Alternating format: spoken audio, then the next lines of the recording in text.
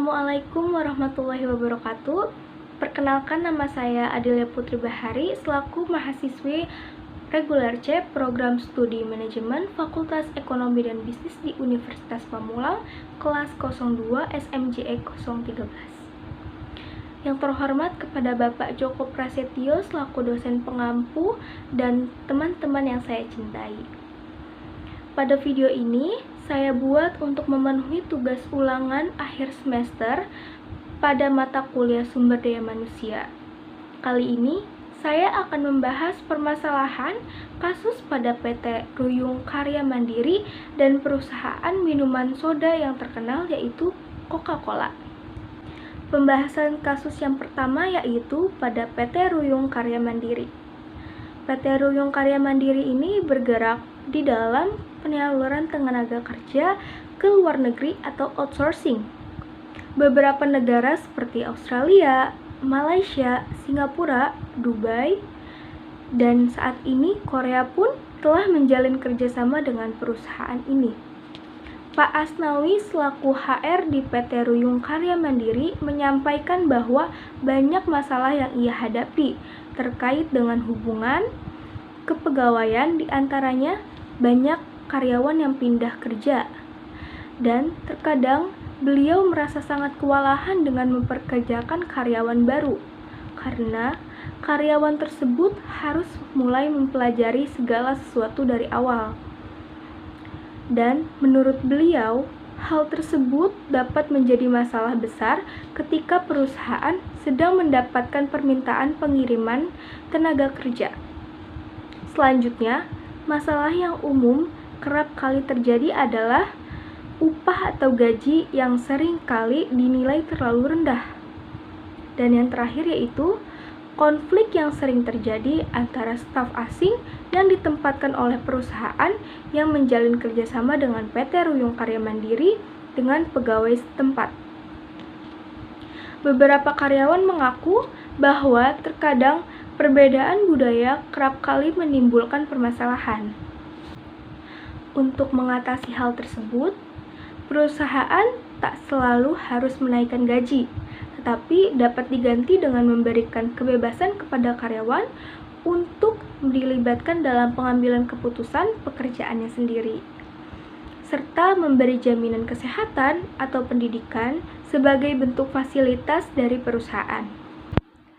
Untuk penanganan terhadap konflik kepada staf asing dapat dilakukan dengan cara mempersiapkan penataran baik untuk staf asing maupun karyawan perusahaan dengan menjelaskan mengenai perbedaan budaya, karakteristik, etika, dan lain-lain. Yang kedua yaitu studi kasus Coca-Cola. The Coca-Cola Company merupakan perusahaan minuman terbesar di dunia, distributor dan pemasar yang memusatkan penjualan minuman non-alkohol dan sirup di dunia. Perusahaan Coca-Cola mulai dikenal masyarakat melalui salah satu produknya yang terkenal yaitu Coca-Cola. Coca-Cola atau Coke adalah minuman bersoda cola yang dijual di berbagai restoran, toko, dan mesin pengecer di lebih dari 200 negara. Coca-Cola pertama kali diperkenalkan pada tanggal 8 Mei 1886 oleh John Stitt Pemberton, seorang ahli farmasi dari Atlanta, Georgia, Amerika Serikat. Beliaulah yang pertama kali mencampurkan sirup karamel yang kemudian dikenal sebagai Coca-Cola. Pemberton awalnya menciptakan minuman ini sebagai obat untuk mengurangi sakit kepala dan kelelahan. Namun, setelah dibuat dengan karbonasi dan sirup gula, minuman ini mulai diminati oleh banyak orang.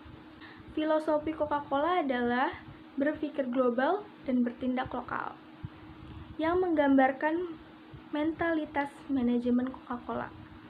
Strategi bisnis utama Coca-Cola adalah kebebasan meniru operasional yang cocok sesuai dengan tingkah laku dari pasar sasaran. Pada saat yang sama, perusahaan mengatur untuk membangun pola pikir yang sama tentang pembagian karyawan. Coca-Cola mengatur operasi globalnya melalui 25 divisi operasi yang terorganisasi di bawah 6 kelompok regional, yaitu Amerika Utara, Eropa, Asia Pasifik, Timur Tengah, Afrika, Amerika Latin.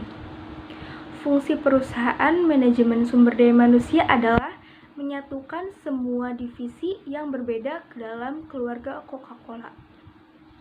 Salah satu misi kelompok sumber daya manusia perusahaan dengan membangun dan mendirikan filosofi di seluruh dunia yang mana bisnis lokal dapat membangun pelatihan sumber daya manusianya. 2 kali setahun, kelompok manajemen sumber daya perusahaan juga menerapkan sesi pelatihan 2 kali seminggu untuk staf sumber daya manusia dari setiap 25 divisi operasional.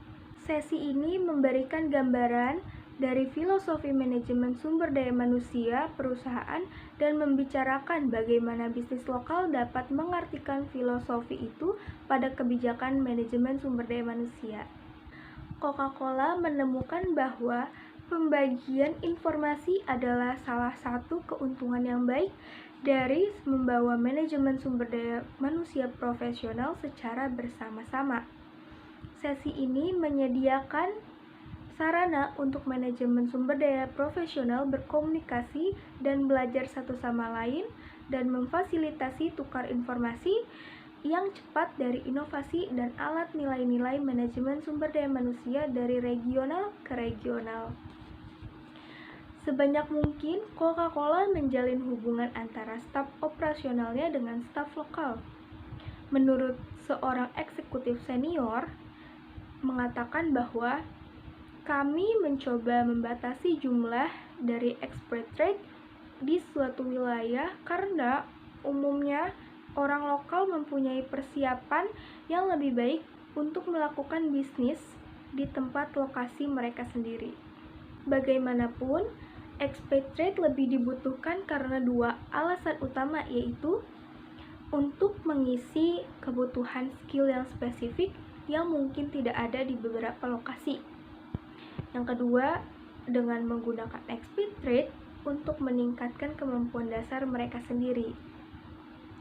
Coca-Cola percaya bahwa karena mereka perusahaan global, manajer-manajer senior harus memiliki pengalaman internasional. Kelompok manajemen sumber daya perusahaan memiliki kurang lebih 500 manajer level atas yang terlibat dalam program pelayanan global.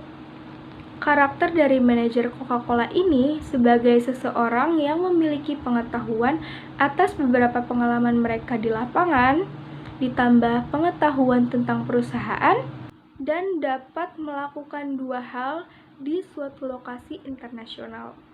Nilai tambahan lainnya dengan pengalaman internasional yang mereka bawa ke perusahaan, mereka dapat membagi informasi di perusahaan. Dari 500 peserta program, sekitar 200 orang pindah setiap tahunnya.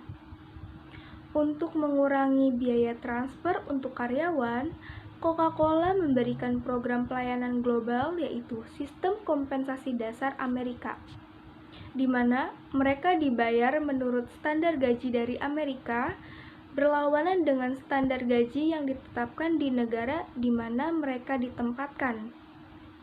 Tujuan utamanya dari program ini adalah untuk membangun kader-kader eksekutif internasional yang akan menjadi manajer senior di masa yang akan datang pada perusahaan Coca-Cola. Itulah penjelasan atas 2 kasus pada perusahaan ternama yang dapat saya sampaikan. Apabila terdapat salah kata atau terdapat pendapat yang berbeda, mohon dimaafkan. Sekian dari video ini yang saya buat. Kurang lebihnya mohon maaf. Wassalamualaikum warahmatullahi wabarakatuh. Audio Jungle.